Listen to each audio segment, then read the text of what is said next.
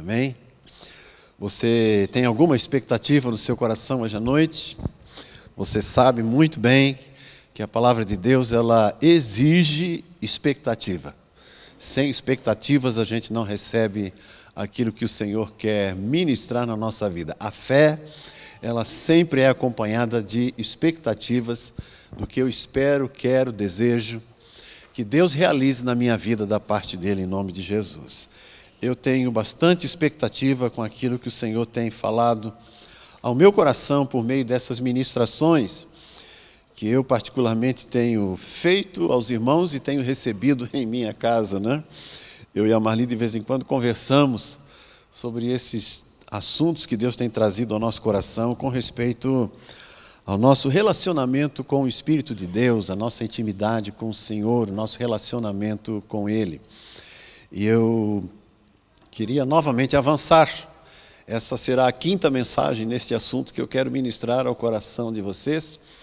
Lembrando bem rapidamente que nós começamos falando lá atrás de que o Velho Testamento é uma imagem do Novo Testamento. E que o Velho Testamento é uma visão real, física, visual do povo de Deus, do Velho Testamento. E que no Novo Testamento é uma imagem espiritual, eterna, do povo de Deus. O povo de Deus no Velho Testamento é o povo... Qual é o povo de Deus no Velho Testamento? Israel. Israel é o povo de Deus no Velho Testamento. Qual é o povo de Deus no Novo Testamento? A igreja. A igreja do Senhor Jesus é o povo. E o apóstolo Paulo diz que esses dois povos serão unidos num só naquele dia. Mas a igreja não é a continuação do povo de Israel. A história de Deus com o povo de Israel é uma até o final, quando eles vão ser resgatados, e a história do povo de Deus com a igreja é outra história. Amém? A história do povo de Israel ficou interrompida porque eles não creram. A Bíblia diz que eles foram cortados da árvore, diz Romanos 11. E agora nós fomos enxertados nessa árvore e nós estamos vivendo esse tempo. Agora até o povo de Israel vai ficar aí esperando o tempo deles serem salvos pela promessa, porque agora a promessa não vale para eles, eles precisam crer no Senhor Jesus para serem salvos. Ninguém hoje, por ser judeu, vai ser salvo. Ele vai ser salvo se crer no Senhor Jesus. O judeu não é salvo pelo fato de ser judeu no tempo presente. Ele só vai ser salvo por ser judeu lá no fim do tempo. Quando? Quando o Senhor Jesus tirar a igreja de cena. Porque agora nós estamos vivendo o tempo da igreja. O povo de Israel, ele luta por uma terra, lá a terra de Israel, lá na Palestina, aquela região lá. Nós lutamos espiritualmente pela pátria celestial. Um povo foi mostrado para nós de maneira visual. E nós somos a experiência espiritual de Deus, que depois vai ser feita uma só na eternidade. Isso significa que as imagens que Deus deu para o povo de Israel eram imagens terrenas, querendo falar de imagens celestiais. E eu me dediquei a uma só. De todas essas imagens do Velho Testamento, eu me dediquei a uma só nessas 4 ministrações. Qual foi mesmo? A arca. Eu resolvi falar da arca da aliança, que foi posta lá no tabernáculo. E eu disse, resumidamente agora aqui, que a arca é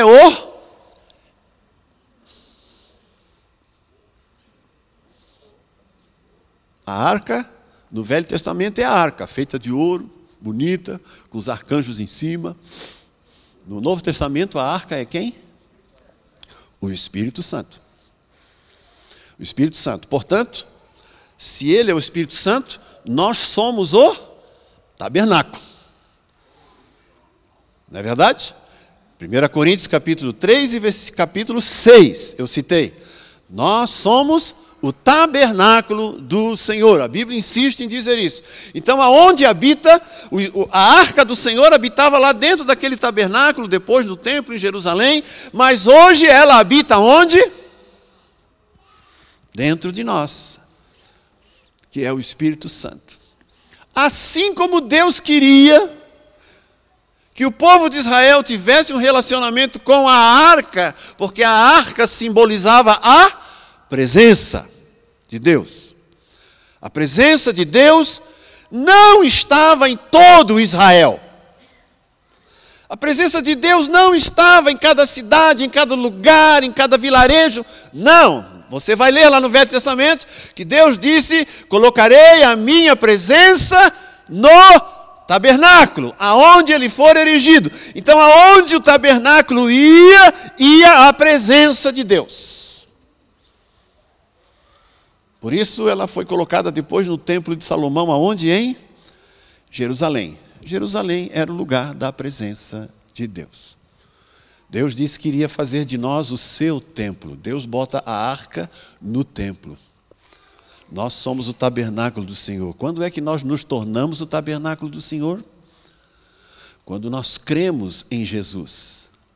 Quando recebemos a Jesus como Senhor da nossa vida, nós nos tornamos a casa do Espírito de Deus em nossas vidas. No Evangelho de João, Jesus disse: quem crê em mim, eu e o Pai viremos e faremos morada nele. Quem crê em Cristo? Amém? A Bíblia diz que quem crê em Cristo, tendo-o recebido como Senhor, arrependido dos seus pecados, é importante que se diga, não se pode crer em Jesus sem se arrepender dos seus pecados. Quem continua vivendo nos seus pecados ainda não se arrependeu, ainda não nasceu de novo. Nasce de novo quem se arrependeu dos seus pecados e agora dá a sua vida e se submete ao senhorio de Jesus. Por isso que o recebe como Senhor. Paulo diz: quem recebe a Ele como Senhor da sua vida, recebe com essa declaração, com essa confissão, conforme o livro de Romanos ensina, recebe a habitação da arca, a habitação do Espírito Santo. Quando é que alguém é habitado pelo Espírito Santo? Quando recebe a arca, e recebe a arca quando crê. Isso tem que ser pacífico para todo mundo. Por quê, pastor? Porque está cheio de crente com medo de perder a salvação. Porque não entendeu que a arca é o lugar da habitação de Deus. Então não tem confiança, não tem certeza, não tem segurança de que o Espírito Santo habita nele, aí vive com medo de perder a sua salvação. E fica imaginando 1001 coisas que ele possa fazer para garantir a sua salvação, quando a Bíblia diz que o Espírito Santo morando na gente é a garantia da nossa salvação. Depois eu disse para você, irmão, que o desejo que o Espírito Santo tem habitando em nós não é simplesmente apenas nos levar para o céu.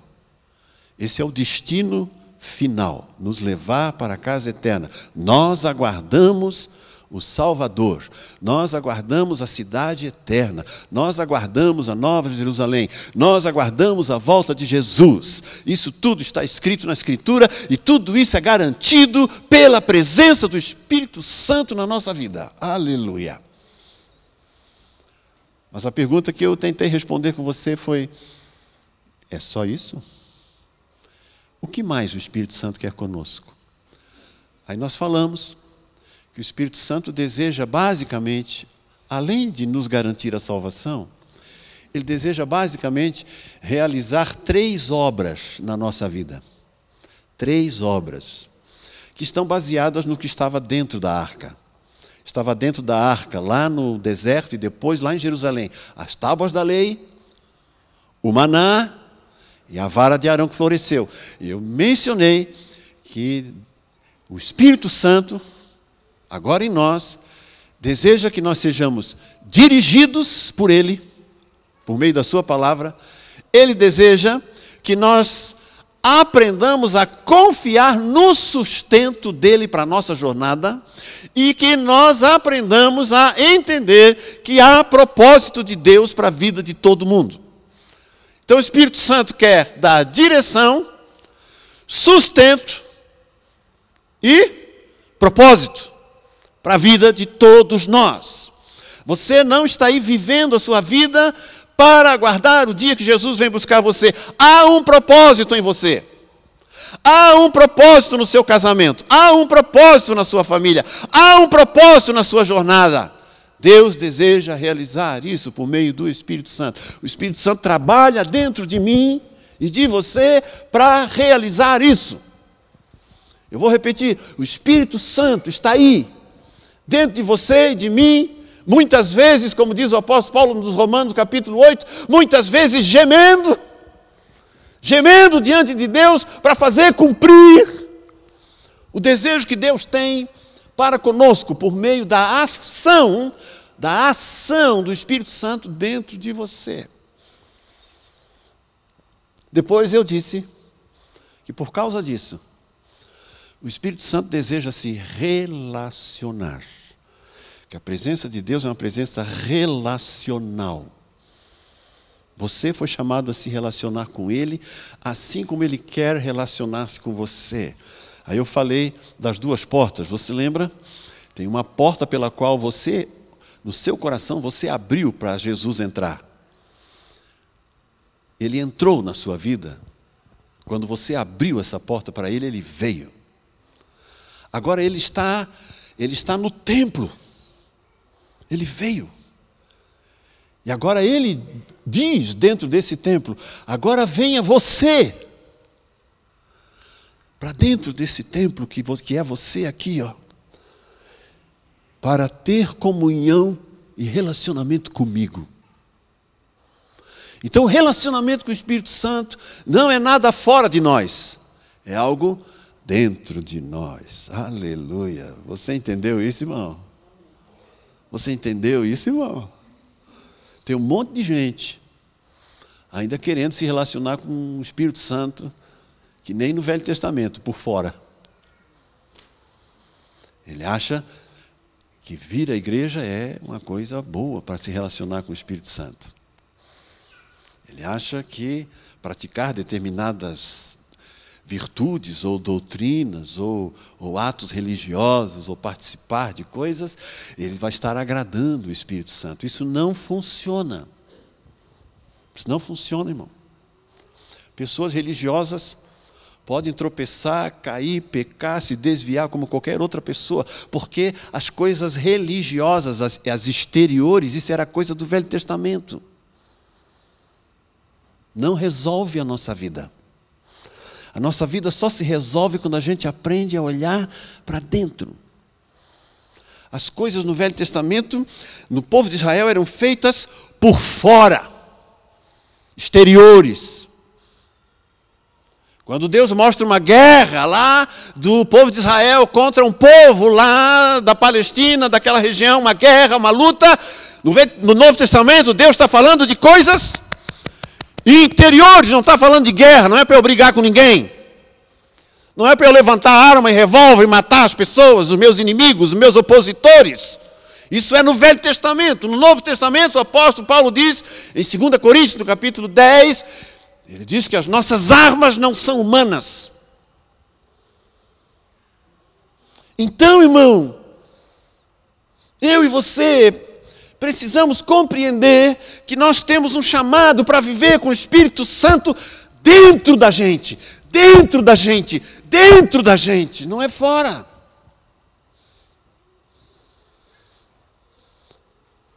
Nós estamos tentando vencer, desejamos vencer, vivendo experiências exteriores, quando Deus quer que a gente viva experiências interiores. Amém? Aí na semana retrasada, eu partilhei com você de que o desejo do Espírito Santo é primeiro tratar você, para depois poder cumprir plenamente o propósito. Se o Espírito Santo não puder tratar a gente, nós não vamos poder viver o propósito plenamente. O propósito de Deus vai ser vivido na nossa vida de maneira capenga, de maneira aleijada, complicada, cheia de dificuldades e barreiras, enquanto a gente não compreender que nós precisamos de relacionamento com o Espírito Santo para que Ele possa nos tratar interiormente. Tratar. Como assim, pastor? Porque nós somos um poço de traumas. Nós somos um poço de neuroses emocionais.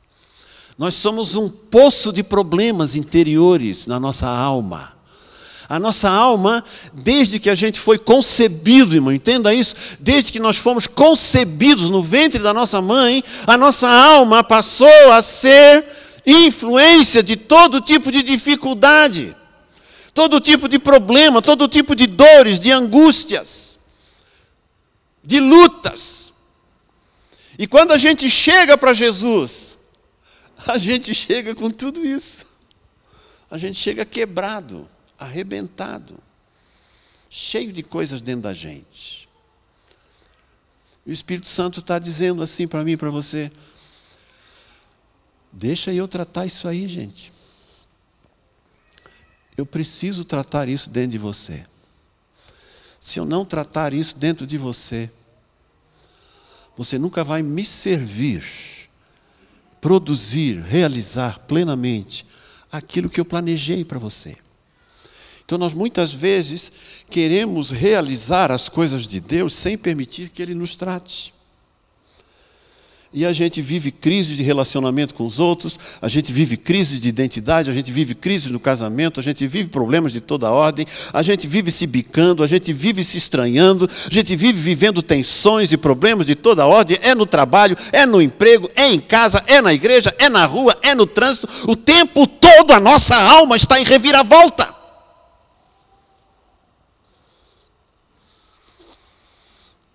E o Espírito Santo diz para mim e para você: eu quero tratar isso aí contigo.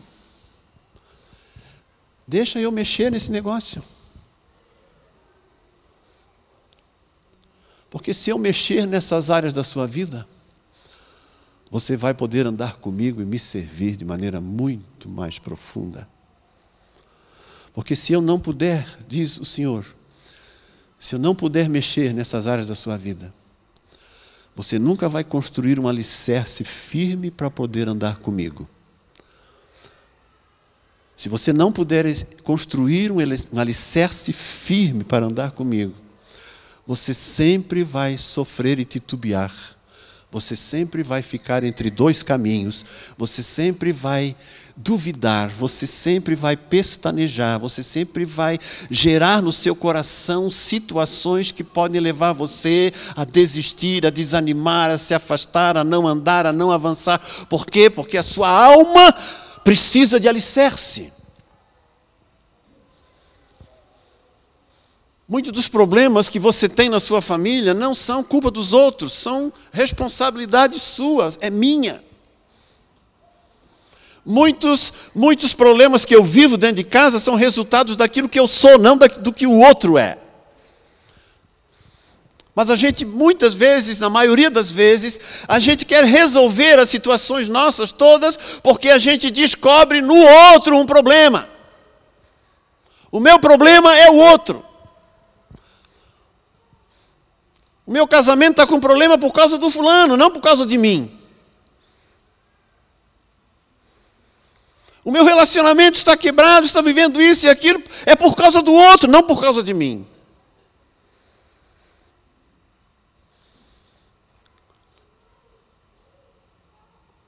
Eu estou dizendo, irmão, para mim e para você, que o Espírito Santo quer tratar isso na minha vida e na sua. Quando Ele chama a gente para andar com Ele, as primeiras coisas que Ele vai querer mexer na minha vida e na sua são essas. Senão a gente não amadurece. A gente não desenvolve a nossa maturidade cristã. Então, para avançar na maturidade cristã, eu e você precisamos passar pela escola do Espírito Santo. E a escola do Espírito Santo não é uma escola exterior. Ele não vai dar para você e para mim 7 passos para vencer na vida. Ele não vai dar 3 segredos para você realizar isso no seu casamento. Ele não vai dar dicas para você fazer assim, assim e assado, nessa ou naquela área. Ele vai querer desvendar o meu íntimo e mostrar para mim mesmo quem eu sou e como Ele me vê. Ele quer mostrar quem eu sou. Você ouviu isso bem, irmão? Ele quer mostrar quem eu sou e quer mostrar para mim como Ele me vê. Porque o passo da cura e da restauração é quando eu passo a ver como Ele me vê. Mas para eu ver como Ele me vê, eu preciso enxergar um pouco do que anda se passando comigo. E sobre isso eu queria falar um pouquinho com você hoje.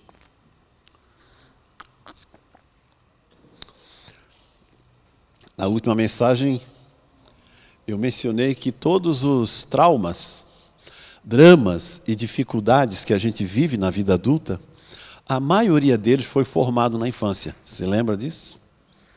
A maioria do que você vive hoje, na sua alma, na sua mente, nas suas alegrias, nas suas angústias, nos seus medos, nas suas dores, nas suas alegrias, foram todas produzidas na sua infância. E agora estão aí. Mencionei que tem alguns estudiosos que dizem até os 2 anos de idade, a maioria das emoções e sentimentos já foram formados dentro da criança. Olha que coisa louca, né? Eu dei alguns exemplos meus, de coisas que eu vivi na infância que hoje se manifestam lá da infância que eu enfrento no meu dia a dia. Eu dei um exemplo, você lembra? Que eu fiquei irritado com a Marli, que eu quis dormir um pouco mais naquele dia. Ela disse: levanta, você precisa fazer isso agora. Eu me lembrei da minha mãe, que vivia dizendo para mim: levanta, vagabundo, isso não é hora de ficar na cama. E eu dizia dentro de mim: eu não sou vagabundo. E eu ficava com raiva quando a minha mãe dizia aquilo.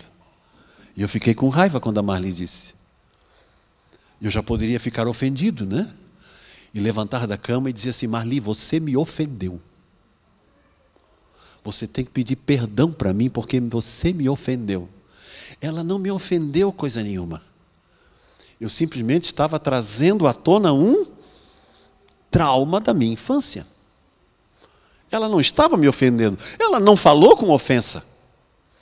Eu me ofendi por causa das experiências que eu tinha feito no passado nesse tipo de situação.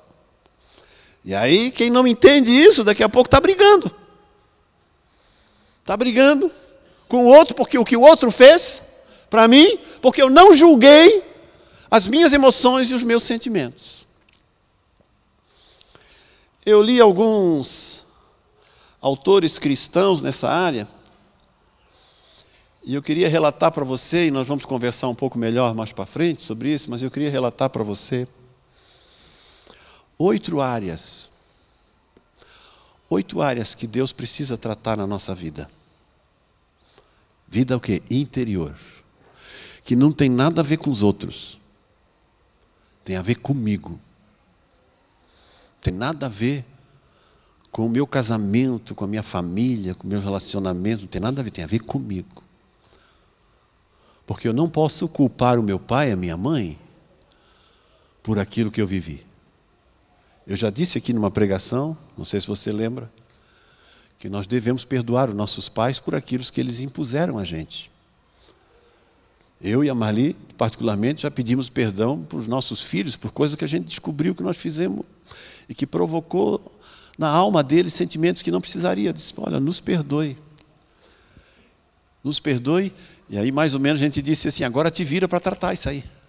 Quer dizer, nós temos que resolver isso. A gente tem que resolver. O perdão é a porta para começar a resolver. O perdão não é a solução. O perdão é só tirar a culpa. Agora, daí para frente, tem que resolver a vida da gente. Eu tenho coisas para resolver na minha vida que eu não resolvi ainda. E quanto mais eu medito nessas coisas e busco entender o coração de Deus para comigo, mais eu percebo dessas realidades. Eu queria relatar essas 8 e gostaria de pedir um exercício para você. Que exercício, pastor? Tente se encaixar dentro. Faça um exercício e pensar, será que sou eu? Será que eu sou assim? E se você não se encaixar em nenhuma, então eu vou dizer assim, se você é casado ou casada, ou tem filhos já adultos em casa, pergunte para eles, porque eles vão achar. Se você mora na casa com alguém, você chegar em casa assim, olha, ele leu as 8, não me encaixei em nenhuma, o que você acha? Aí o marido, a esposa ou alguém da casa diz, eu te encaixo em umas 4, 5 dessa aí.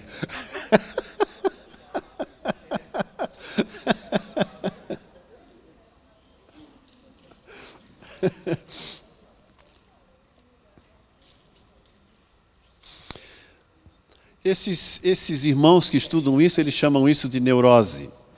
Neurose é uma enfermidade, né? É uma enfermidade da alma, não é uma... Né, neurótico. Não, neurose é uma doença da alma. É uma conduta da alma enferma. Ela está enferma de alguma forma e por estar enferma se chama de neurose. Eu vou chamar de neurose também. Você topa? Não se sinta um maluco. Amém?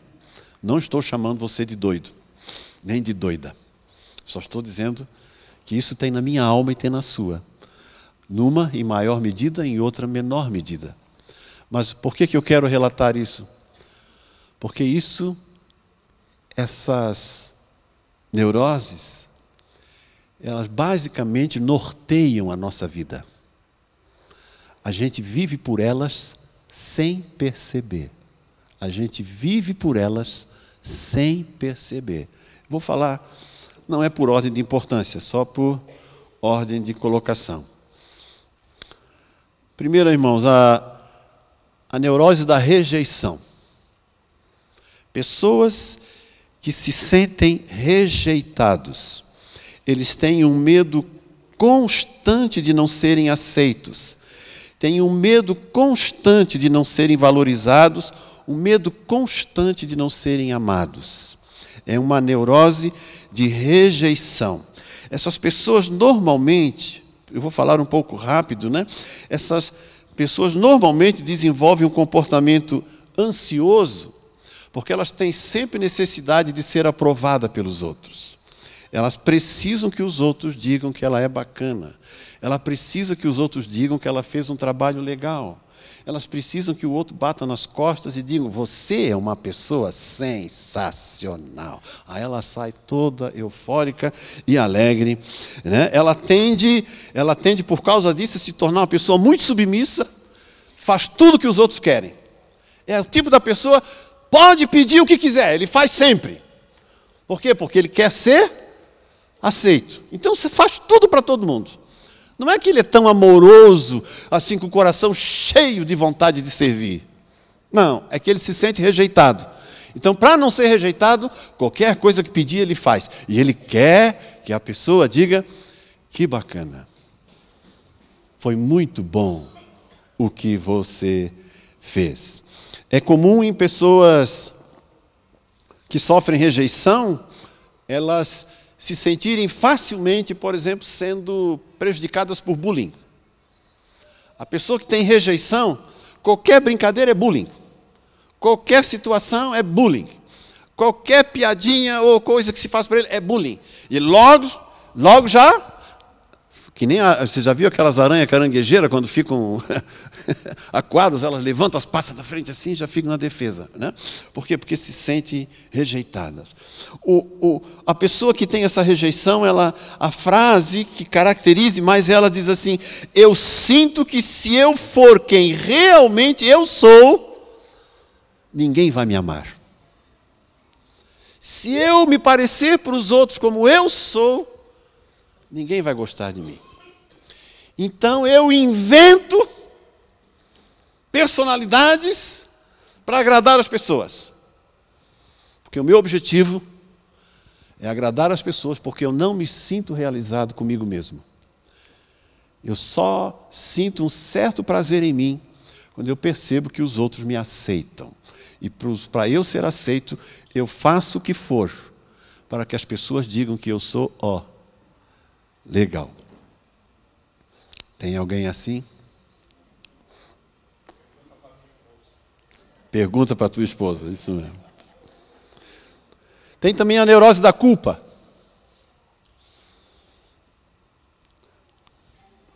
Ela se sente culpada constantemente pelos erros do passado, sejam reais ou imaginários. Ela pode realmente ter feito alguma coisa no passado que gere culpa, mas às vezes ela não fez, ela imagina que fez. Tem gente que sente culpa imaginando que teria feito. Né? A pessoa olha atravessada para ela, ou ela acha que a pessoa olhou atravessada para ela, né? Ela já pensa assim, será o que é que eu fiz para ela? Porque logo se sente culpada. Não, se a pessoa não está falando comigo, se ela falava comigo, agora não fala, ela não olha mais na minha cara, provavelmente eu fiz alguma coisa para ela. Ela tem a incapacidade de se perdoar ou de aceitar o perdão de Deus. Tem extrema dificuldade de se perdoar em relação à sua vida, ao que aconteceu, e muito menos, olhando para Deus, imaginar que Deus possa perdoá-la também. Pessoas assim, elas tendem a gerar um sentimento de autopunição. Elas se punem.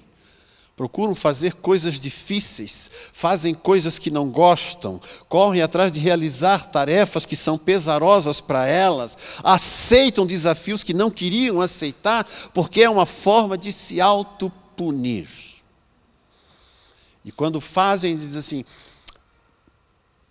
eu mereço isso. Geralmente são também perfeccionistas, que não suportam dentro de si as fraquezas que têm. E isso se expressa no seu perfeccionismo. É uma tentativa, às vezes, no perfeccionismo, de querer que a sua vida seja do jeito como ela quer as coisas. Né? Pessoas que sofrem com o fato, como eu ouvi de uma moça, perfeccionista, com síndromes de culpa na vida dela. Ela deitou-se depois de um jantar com os amigos, as amigas ajudaram a lavar a louça, a arrumar a cozinha. Ela se deitou e pensou, será que os temperos estão todos no lugar que eu coloquei? E ela se levantou da cama e foi lá na cozinha ver se as caixinhas de tempero estavam todas na posição certa, porque senão ela não ia conseguir dormir. Ela ia se autopunir, porque não é digno que a minha cozinha esteja desse jeito. Então ela faz dessa maneira. O que tem sentimento de culpa, geralmente ele fala assim, eu deveria ter feito diferente. Deus não pode me aceitar assim. Não gostei do que eu fiz. Eu poderia ter feito melhor. Irmão que se sente culpado na sua vida espiritual, a gente pergunta assim, como é que vai a sua vida de oração? Aí ele diz assim, vai bem, pastor. Mas poderia melhorar. Porque ele se sente culpado de que nunca ora do jeito que agrada a Deus. Ele ora o tempo todo, ele se esforça para orar, para buscar a Deus, para ler a Bíblia, mas nunca fica feliz. Ele sempre pensa, eu poderia fazer mais, porque se sente culpado por fazer do jeito que faz. Tem um terceiro problema, irmão, que o Espírito Santo quer tratar na gente, que é a neurose do controle. É um desejo obsessivo de ter controle sobre tudo, sobre pessoas, sobre o futuro, sobre as emoções, sobre o ambiente. Ele quer resolver e controlar tudo. Não suporta que nada fique debaixo do controle dele. Ele está sempre fazendo um levantamento, como é que se chama isso? Checklist. Está sempre fazendo checklist do que ele está vivendo, porque ele não consegue viver sem controlar. Eu preciso controlar tudo. Se eu não tiver controle, eu não me sinto bem, eu fico ansioso, eu fico preocupado, parece que a minha mente não se mantém firme. Eu preciso controlar tudo. Eu preciso marcar essa reunião, eu preciso agendar isso, eu preciso fazer dessa maneira, fulano precisa fazer isso, fulano precisa fazer aquilo. Tudo tem que estar debaixo de algum controle. Irmão, marido e mulher, controlador em casa, irmão. A família não é família, é um pequeno exército.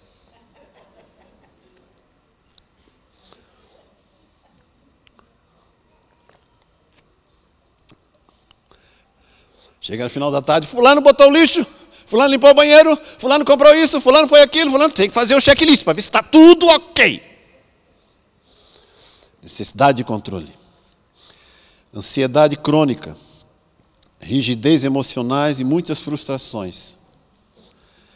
É a pessoa que diante de Deus diz assim: Deus, se eu não cuidar de tudo, vai dar tudo errado. Ela faz essa oração: Senhor, o Senhor precisa de mim. Porque se eu não fizer, vai dar errado. Então eu tenho que fazer.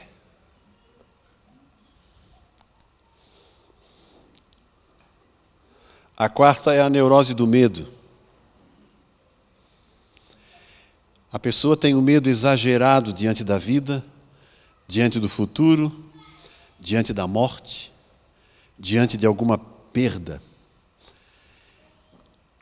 A vida, o futuro, a morte ou perdas sempre geram medo nela. Ela vive assustada e preocupada com todas as circunstâncias da vida. Então, o tempo todo está ansiosamente com medo. É baseado em traumas, em inseguranças, algum tipo de desamparo na infância. Muitas vezes se manifesta como fobias, uma paralisia emocional, e ela tem uma tendência muito grande. Eu fui um sujeito com muito medo na minha vida. Isso é uma das graças que Deus tem me dado, vitória sobre o medo. E uma das características mais fortes em mim, da presença do medo, que foi gerado em mim ao longo da minha vida, foi fugir de decisões. É uma coisa dolorosa quando o medo toma conta e a gente não quer decidir. E quando não quer decidir ainda, baseado em complexos de inferioridade, ou, como eu disse lá no começo, em sentimentos de culpa ou de rejeição. E se eu decidir desse jeito e o sujeito não gostar de mim? E se eu fizer dessa maneira, o que ele vai falar de mim? Então é um medo associado ainda à rejeição, que o Espírito Santo precisa tirar isso dentro de mim. Eu tinha medo de tudo, irmãos. Eu tinha medo até de dormir no escuro. Tinha medo de altura. Eu tinha medo das pessoas. Eu tinha medo de conversar. Eu era um sujeito completamente assustado com tudo. Você não sabe o grito que eu dei. O grito que eu dei, a Marli viu. O dia em que eu saltei de parapente. Porque eu tinha pavor de altura. Eu disse: o Espírito de Deus está me curando disso. Eu não vou viver atemorizado. Vou me livrar disso. O dia que eu saltei, irmão, que fui na beira do abismo e me joguei, eu gritei lá: eu sou livre! Eu sou liberto do medo! Porque o medo é paralisante. Ele impede tomada de decisões. Ele está muito, muito ligado a isto. Que Deus ajude eu e você a nos livrarmos do medo. Tem também a neurose da performance. É aquela busca incansável por reconhecimento, produtividade e sucesso. É uma identidade ligada ao desempenho. A pessoa tem medo de fracassar. Eu não posso fracassar. Eu preciso vencer. Vencer, vencer é a minha meta. Eu preciso conquistar, conquistar e conquistar. Conquistar é o meu alvo. Não que não se deva ter, mas quando isso se torna uma doença, a pessoa fica escravizada a esse processo constante de ter uma performance de ser bem-sucedido. É uma das causas dessa doença agora moderna chamada burnout, né? Burnout é um esgotamento físico associado ao trabalho, que está muito associado a uma necessidade de performar de maneira eficiente. O que vão falar de mim se eu não for bem-sucedido? Eu preciso ser um homem bem-sucedido, preciso ser uma mulher bem-sucedida. O que vão falar de mim se meu filho tivesse problema? O que vão falar de mim se meu casamento não alcançar isso? O que vão falar de mim se eu não for um gerente bem-sucedido, se eu não for um cara bem-sucedido? Eu preciso alcançar sempre os bons propósitos, performance o tempo todo. Eu preciso ser o melhor naquilo que eu faço. Melhor do que eu não pode, eu tenho que fazer. E se alguém está concorrendo comigo nessa área, eu tenho que ser melhor do que ele. Sempre performando. Diante de Deus, ele costuma orar assim: Senhor, se eu não for útil, eu não sirvo para nada. Eu tenho que ser útil, senão eu não sirvo para nada. Eu tenho que ter alguma utilidade. Se eu não tiver utilidade, para que eu sirvo? Tem também a neurose do abandono. É um medo profundo de ser deixado para trás, de ser esquecido, de ser trocado. Fizeram a lista de oração e não botaram o meu nome. Não vou mais. Esqueceram de mim. Eu não sou ninguém. Não sou lembrado. Se eu não sou lembrado, não sou nada. Constantemente, medo de ser abandonado. Medo de ser esquecido, de ser trocado. Geralmente tem origem em experiências de perda, ausência na família, algum tipo de traição afetiva, né? No relacionamento com pais ou mães, ou adultérios. Geralmente se manifesta nesse ambiente onde se sente completamente abandonado. Leva à dependência emocional, ciúme excessivo e até mesmo submissão. Diante de Deus, ele costuma orar e dizer assim: Senhor, as pessoas sempre vão embora. Eu não sou importante. Eu não sou importante. Os outros são. Eu não. Tem a neurose espiritual, religiosa. É um relacionamento distorcido com Deus, baseado em medo, culpa ou mérito. Geralmente se expressa da forma de legalismo nos relacionamentos, falsa humildade e uma espiritualidade doentia. Vive de críticas ao que os outros vivem, e se não vive da maneira como ele acha que tem que viver a sua vida cristã, faz críticas, ofensas, maltrata, porque é legalista. Tem que ser feito dessa ou daquela maneira a sua vida espiritual, né? Não consegue viver sem essa casca exterior de religiosidade. Essa pessoa diante de Deus costuma dizer assim: Deus só me ama se eu for bom. Se eu errar, Ele me castiga. É assim que ele se relaciona. E por último, a neurose da identidade. Ela tem uma crise constante sobre quem é, quem sou eu, qual o meu valor, qual o meu propósito, qual o meu lugar no mundo. Não sei. Nunca sabe quem ela é em Deus. Ela não sabe o que é nos relacionamentos. Ela ela não se reconhece quando olha no espelho. Ela não gosta de si. Ela tem um sentimento de vazio existencial. É uma pessoa que vive completamente e constantemente indecisa. Ela tem uma indecisão crônica na vida dela. Ela é uma pessoa que normalmente, em função dessa neurose de identidade, essa crise de identidade, ela tende a imitar os outros. É a famosa Maria vai com as outras. Porque não tem posicionamento próprio, não tem identidade própria, não tem visão própria. Então eu faço o que os outros fazem. Isso me basta.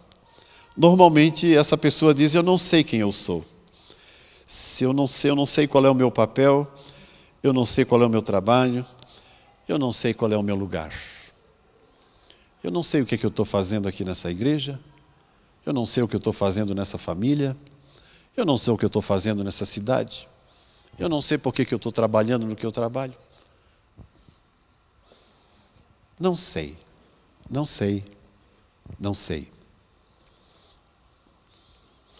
Pastor, por que o senhor fez isso, pastor?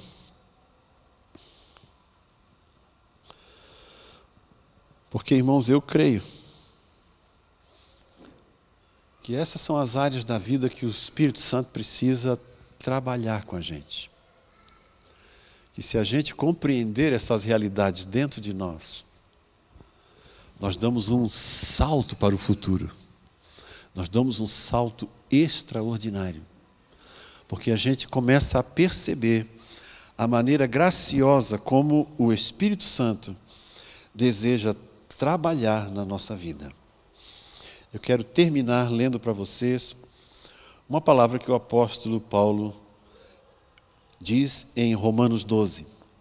Ele diz, Romanos 12, versículos 1 e 2, ele diz: rogo-vos, pois, irmãos, pelas misericórdias de Deus, que apresenteis o vosso corpo por sacrifício vivo, santo e agradável a Deus, que é o vosso culto racional. E não vos conformeis com este século, mas transformai-vos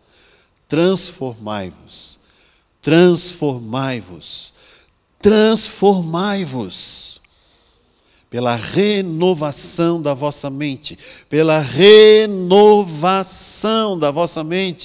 para que experimenteis qual seja a boa, agradável e perfeita vontade de Deus. O propósito de Deus se manifesta na nossa vida quando a gente estabelece dentro da gente um propósito: Senhor, eu não quero permanecer do jeito que eu estou hoje. Eu não quero viver esses sentimentos constantes dentro de mim. Eu quero ser curado disso. Eu não quero permanecer vivendo meus relacionamentos tensionados, com crises, com dificuldades nos outros e em mim, por causa disso. Eu quero ser transformado. Eu quero ser curado desse negócio. Eu não quero viver a minha vida constantemente com rejeição. Eu não quero viver a minha vida com sentimentos de culpa. Eu não quero me sentir no controle de tudo o tempo todo. Eu não quero viver no medo. Eu não quero viver com necessidade de performance. Eu não quero viver com experiências de abandono. Eu não quero viver neurose espiritual. Eu não quero neurose nenhuma na minha identidade. Eu quero que o Senhor me transforme. Eu quero que o Senhor me cure. Eu quero experimentar isso da sua parte.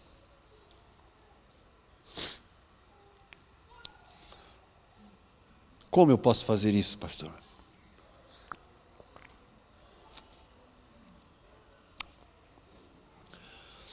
O apóstolo Paulo diz na sua segunda carta, aos Gálatas, aos Coríntios, na segunda carta aos Coríntios. O apóstolo Paulo diz assim, em 1 Coríntios, capítulo 10. 2 Coríntios, capítulo 10, versículo 3 em diante, ele diz assim, olha que coisa linda que ele diz. Porque embora andando na carne, não militamos, não lutamos segundo a carne, porque as armas da nossa luta não são carnais, e sim poderosas em Deus. Para quê? Para destruir fortalezas dentro da nossa alma. Para quê? Para anular sofismas, mentiras, enganos do diabo dentro da nossa mente. E toda altivez que se levanta contra o quê? O conhecimento de Deus. E levando cativo todo pensamento à obediência de Cristo. Por que eu citei estas neuroses? Porque a hora que elas são descobertas dentro da gente, elas precisam ser levadas ao Senhor.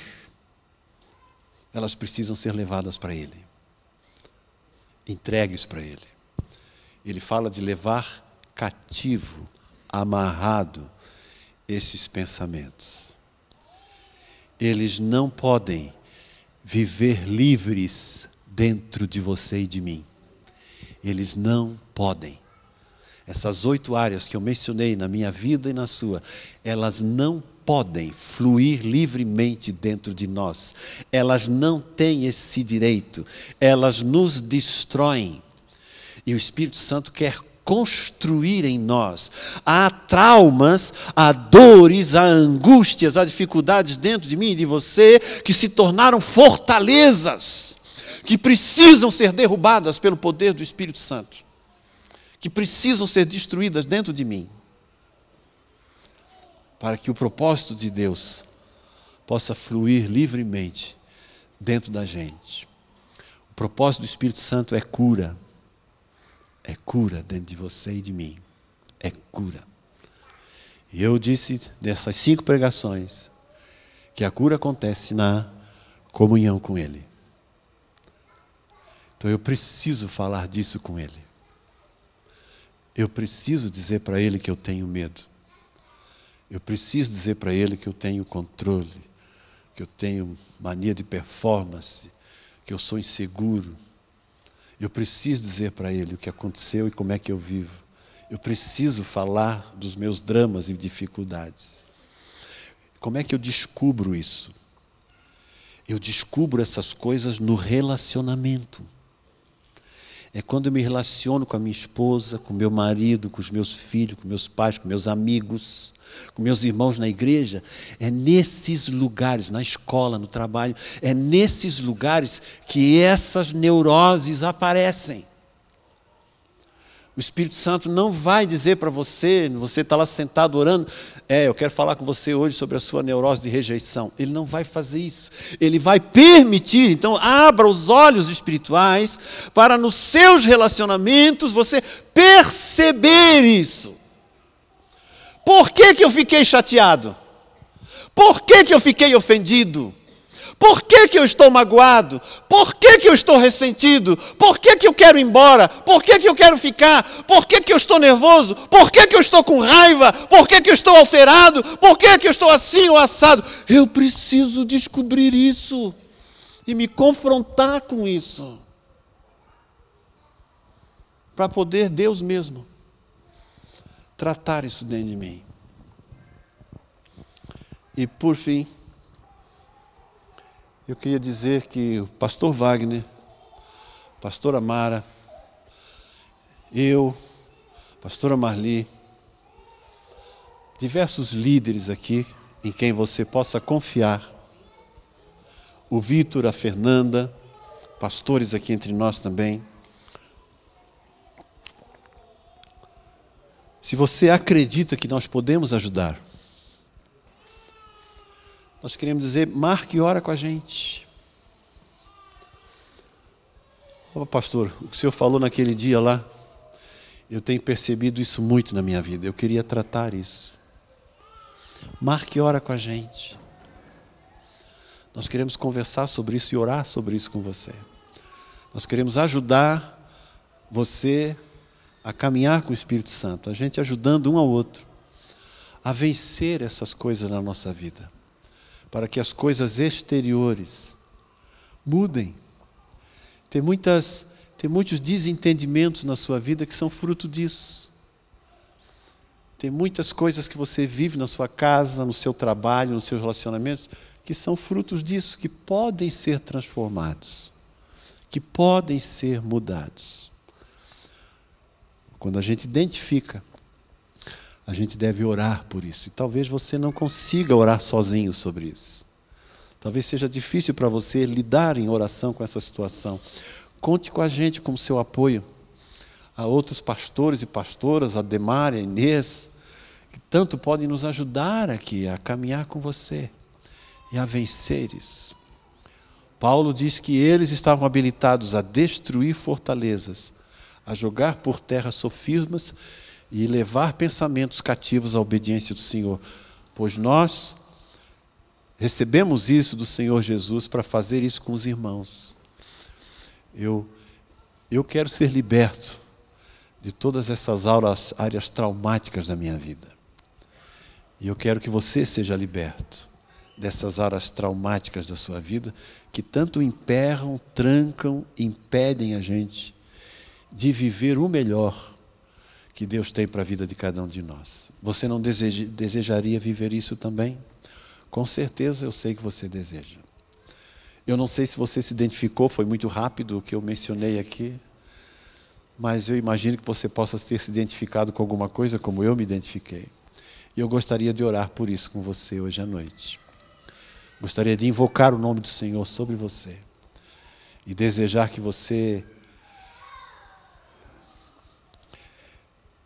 tenha coragem. Me perdoe essa palavra.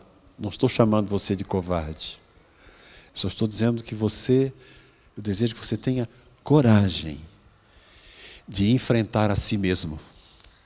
A coragem de enfrentar a si mesmo. Porque quando nós enfrentamos a nós mesmos, nós abrimos espaço para a ação maravilhosa do Espírito Santo. Operar, curar e restaurar a nossa vida e nos abrir para o pleno propósito que Ele tem para a gente. Você topa isso? Eu tenho feito isso com a Marli constantemente. Eu e a Marli temos nos exortado mutuamente. Quando eu estou no meu discipulado com o pastor Eibe, eu abro meu coração, eu ligo para ele, eu falo com ele. Quando tem situações na minha vida que eu percebo essas coisas, eu peço que orem comigo, para que eu seja curado, para que eu seja transformado. Eu não quero morrer. Como eu disse na pregação última, eu não quero morrer como Gabriela.